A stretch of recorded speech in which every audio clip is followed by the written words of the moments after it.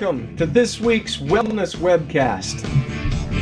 I am Mo Wolf, CEO of Little Honeys LLC, the makers of Bee Rescued Propolis Care and Bee Energized Raw Bee Pollen products. This is a red letter day, Mr. Sadler. Well, it is a red letter. Julius, it is. You're colorblind. Today is, well, the music's repeating. Let's kill that. Today is the National Celiac Awareness Day. Now, for a lot of you, you might say, what's the big deal with that? Well, that is kind of a big deal. And here is why National Celiac Awareness Day is a big deal. Because, well, nearly 1 in every 133 Americans has celiac disease. 3 million Americans across race, age, and genders suffer from celiac. Celiac disease is a genetic disorder, so it gets passed on, and if you've got a relative that has celiac disease, you probably should be tested. And here's what's really interesting to me. 95% of celiacs are undiagnosed or misdiagnosed with other conditions. The average person waits 6 to 10 years before they get the diagnosis. Hey, you have celiac disease. And for those people, it's averaging about $1,000 a year in undiagnosed celiac disease. In other words, because of your residual health problems that creep up as a result of celiac disease, the average people are spending about $1,000 a year. Now, that's nothing. I know some folks that were spending a lot more than $1,000 a year before they got their celiac disease figured out. Now, all of this begs the question, what is celiac disease? Celiac disease, quite simply defined, is an autoimmune disease. It's an autoimmune disease triggered by the protein gluten. Gluten is a protein found in a number of grains, wheat, barley, rye, a number of different things. And the problem is it's so prevalent. You don't just need to, if you're thinking about going gluten-free, it's not an issue of simply saying, I'm not going to eat anything more with bread in it. No. Even down to soy sauce. You know, you go to put soy sauce on your rice or your chicken or what have you. Most of the soy sauce out there has gluten in it. This protein. And, you know, I read this little factoid from the National Foundation for Celiac Awareness that said 1 in 133 Americans has celiac disease. Nearly 3 million people have celiac disease. Well, we're not just talking about celiac disease. Celiac disease is that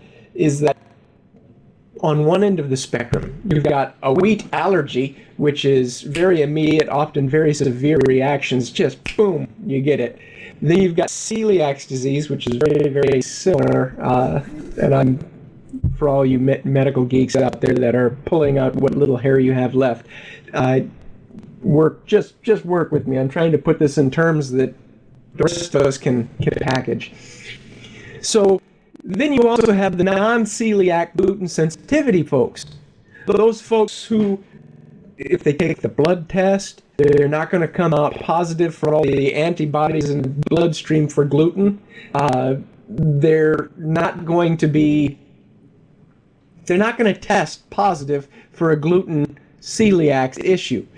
But they'll have most all of the same symptoms.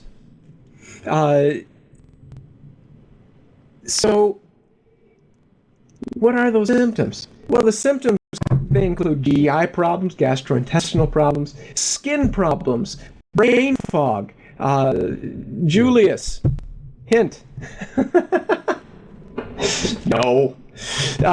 Brain fog, neurological problems, infertility, all of these things are oftentimes, when they've been left misdiagnosed or undiagnosed, you got someone who's spent years saying, I feel miserable, what's going on with me? And their doctors go try various different things, and finally they say, gosh and gollies, I don't know what it is.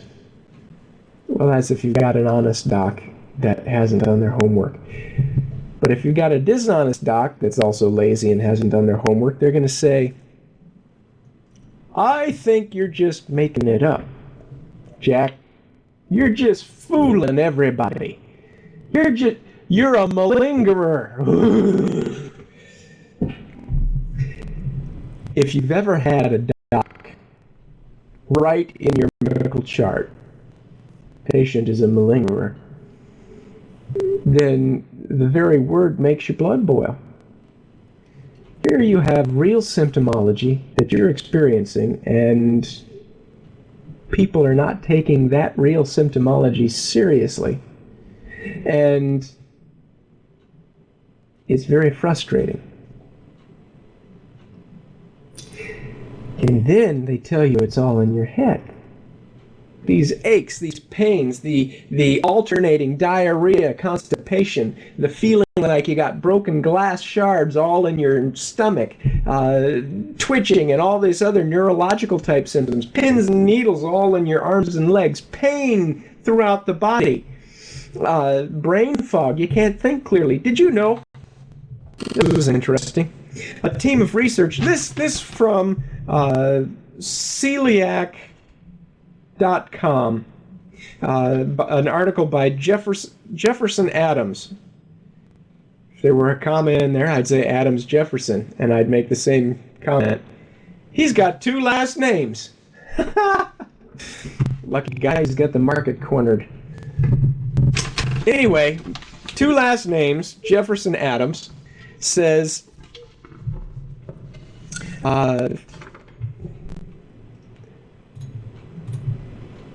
Jefferson Adams says, gastrointestinal symptoms are a common feature in children with autism, drawing attention to a potential association with celiac disease or gluten sensitivity. A team of researchers recently set out to assess immune reactivity to gluten in children diagnosed with autism according to strict criteria, and to evaluate the potential link between autism and celiac disease. For their study, the team assessed 37 children. Why 37? Well, because 36 is kind of the cutoff when you're doing a clinical study. So 37 children, and they were diagnosed with autism according to both Autism Diagnostic Observation Schedule and the Autism Diagnostic Interview. They had unaffected siblings and 76 age-matched healthy controls. So this was a very correctly done study. They were following the scientific method, unlike so much of the science that's out there. They then tested blood specimens for antibodies to the little antibody that creeps up in the blood if you've got a gluten problem. They then genotyped all children with positive antibodies, tests for celiac disease associated with these antibodies. The team found that children with autism had substantially higher levels of the antibodies in the blood for gluten sensitivity compared with unrelated healthy controls. The antibody levels were also higher compared to unaffected siblings, but were not statistically significant. Autistic children with gastrointestinal symptoms showed significantly greater of the anti-gliadin antibody response compared to those without them. All groups showed similar antibody response across groups. So basically, what these fellows were showing, these fellas and ladies were showing is These dear children with the autism that are oftentimes showing that they've got these gastrointestinal symptoms, a lot of times they're testing positive for the celiac issue. Now remember, one of the symptoms of celiac disease, GI issues. Another symptom is neurological. What was another symptom? Well, it was brain fog.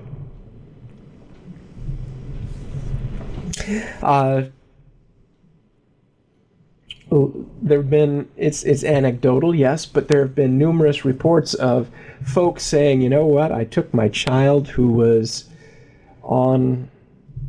diagnosed with autism and wasn't doing well at all, and cut out the gluten from their diet, and my child's blossoming. What a beautiful thing. Another little tidbit that reminds me of. You talk about testing for celiac disease or for the non-celiac gluten sensitivity. Well, the way they do that is they take that little blood test and they take the blood out and they run it for these antibodies that show up when there's an immune response to the gluten in the body. And if it tests negative, most physicians say, it's all in your head. But some of these physicians are actually getting some brains and getting some chutzpah, and they're starting to say, you know what? Just because you tested negative, it doesn't mean too much. You tested negative, but before we go and we do that biopsy of the small intestine, let's not be so intrusive. Let's just go ahead and cut out all gluten from the body. Let's cut the gluten out of your diet. And right then people say, no, I can't do it. All of my food will taste like dirty socks. Well, guess what? In the old days, yes, your food would taste like dirty socks. Nowadays, the food doesn't taste like dirty socks. The food's actually pretty good. You can go to grocery store. I was in a Hy-Vee store last week, and Hy-Vee in Waukee, Iowa. They had a whole aisle load of gluten-free products, fantastic quality gluten-free products. They had knowledgeable people there who could help you put things together with information to help you decide, hey, it's not that tough. I'm going to make this decision, and here's my guidelines. Here's my basic instructions. I'm going to start this life change. I'm sick of feeling miserable. I'm sick of the brain fog. I'm sick of the alternating diarrhea, constipation. I'm sick of having the skin problems, of the dandruff. I'm sick of the brain fog. I'm sick of these neurological problems that nobody can diagnose. I'm going to make this life change, regardless of how tough it might be. And thank you, folks at Hy-Vee. You just showed me how easy it is. Now, we mentioned the biopsy of the small intestine. Why is that important? How would a biopsy of a small intestine show if there's any gluten issues? Well, remember, gluten sensitivity and celiac disease, it's an autoimmune problem where the body is attacking itself due to a trigger. In this case, the trigger is the gluten protein. Well, in your small intestine, you know, people think of their small intestines as just being this smooth tube that food goes in and sits. No, it doesn't. It's not a smooth tube. The small intestine is lined with all these tiny little fingers called villi. And if you're Italian, they're Italian villi. And real estate's very expensive there. But those villi are there to increase the surface area of the small intestine. for the average healthy small intestine. Do you know, Mr. Sadler, Julius, for all of you who are watching live, does anybody know, can anyone tell me the surface area of the average small intestine? The average adult human being small intestine. Going once, going twice. Sold!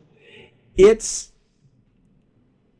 approximately 2,700 square feet, or the size of a regulation tennis court.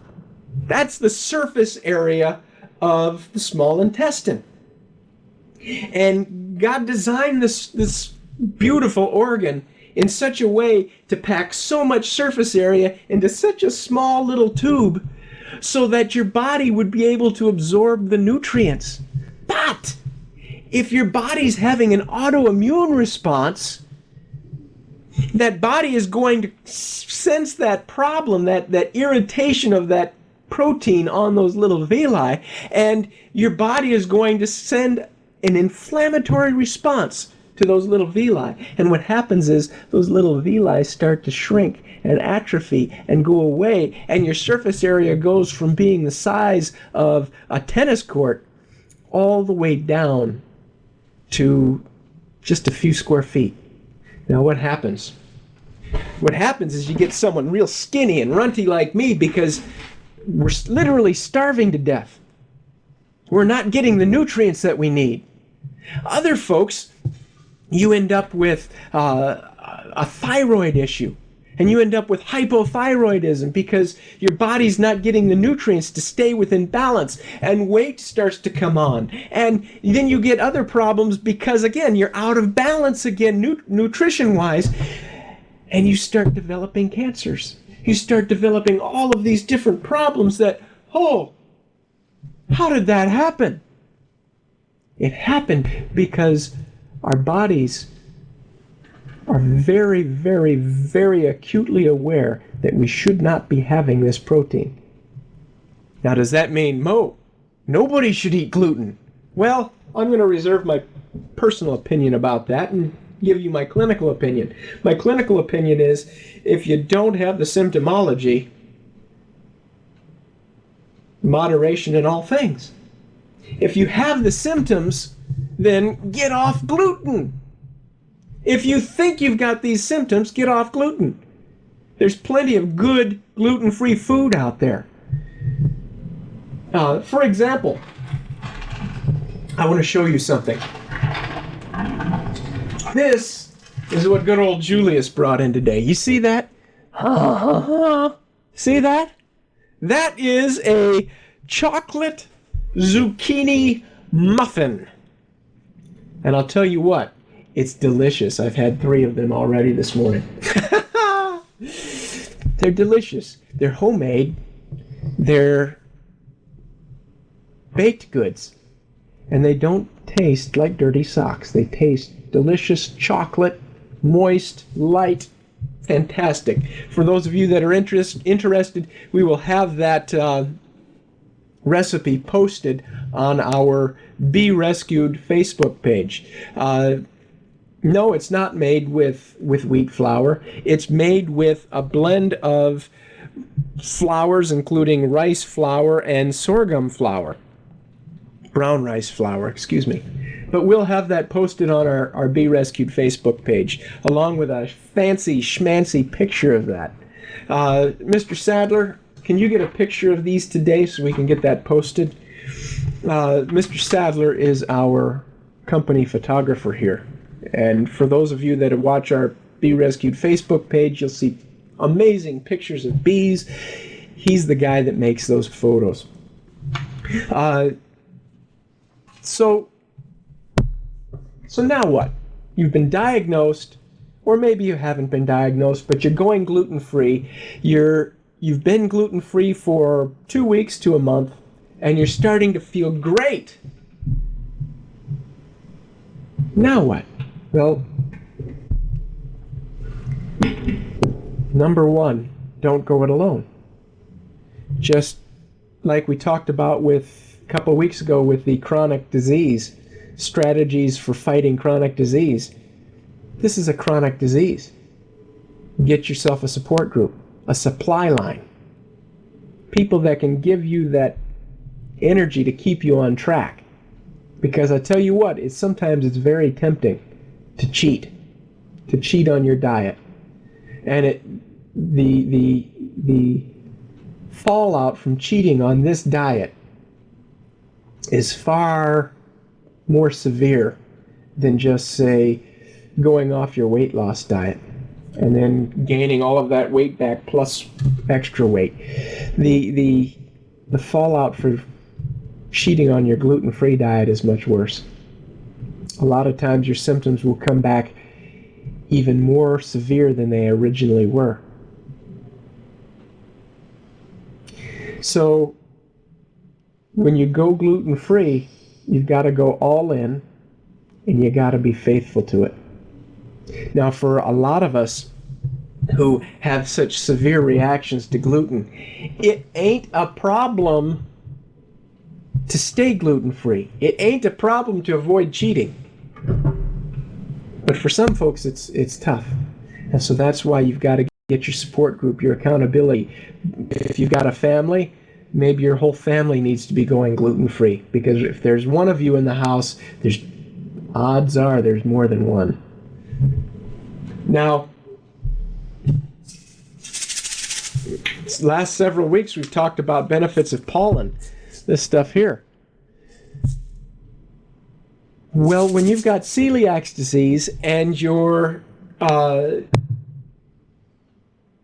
little villi, those little fingers in the small intestine, have been essentially eaten away by the inflammatory process of the body, the surface area is down. You need something that's going to give you all of your nutrients, bang, fast, and you need something that's going to readily absorb. Enter your bee pollen.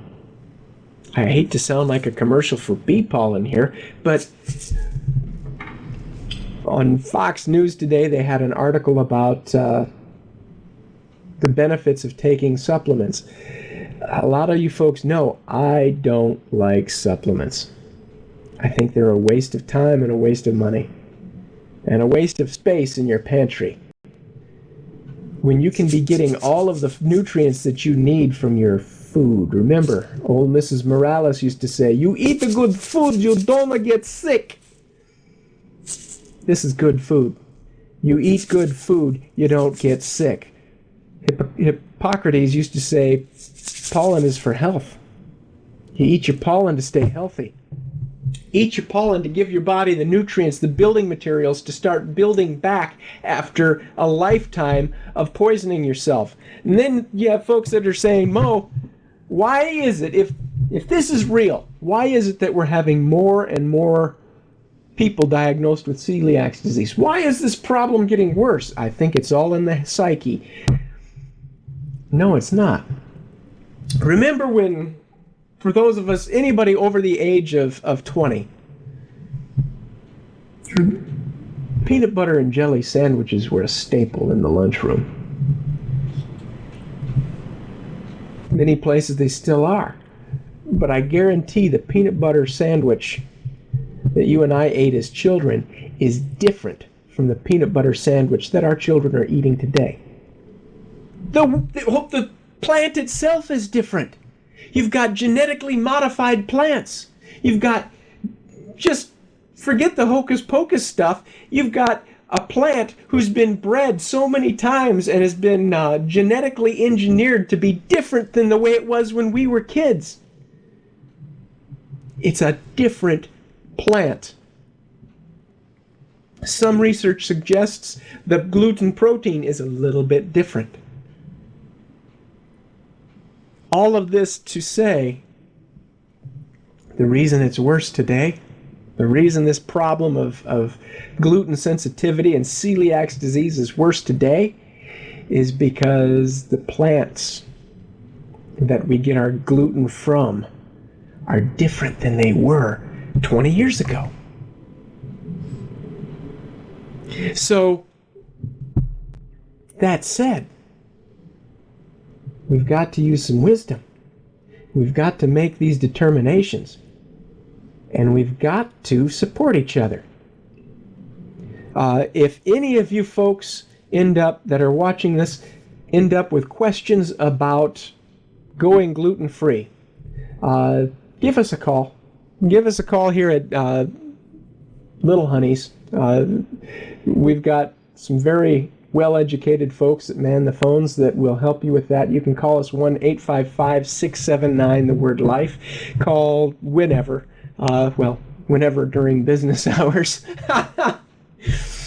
But we want to help and support you with that. Get your support group. Get your family on board. Get your friends on board. More and more people are beginning to accept it and understand that, yeah, this is a problem. And if you have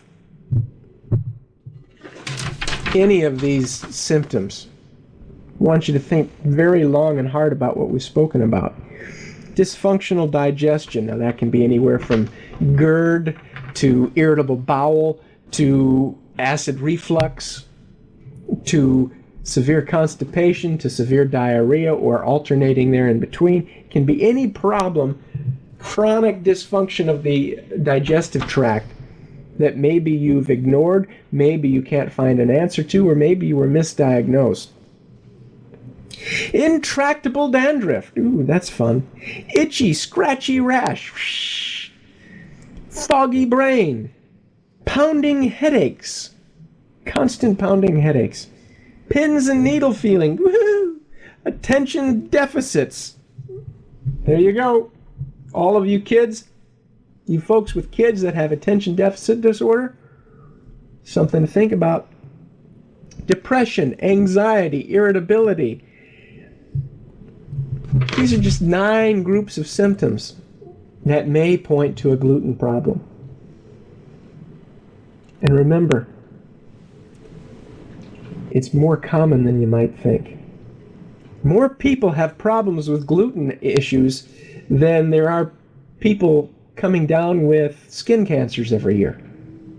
Yeah! This is a real issue. And it's a real issue that more and more physicians are starting to take seriously. You and I need to hold their feet to the fire. And you and I need to take charge of our fight for wellness. We are out of time. Well, I guess we have a couple minutes yet. One clock is saying we have 2 minutes. One clock is saying, eh. Who are you going to believe? Me or your own eyes? Where else are you going to get Groucho Marx quotes?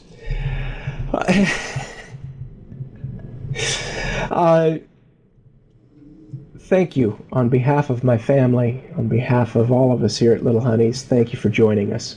And until next week, be well.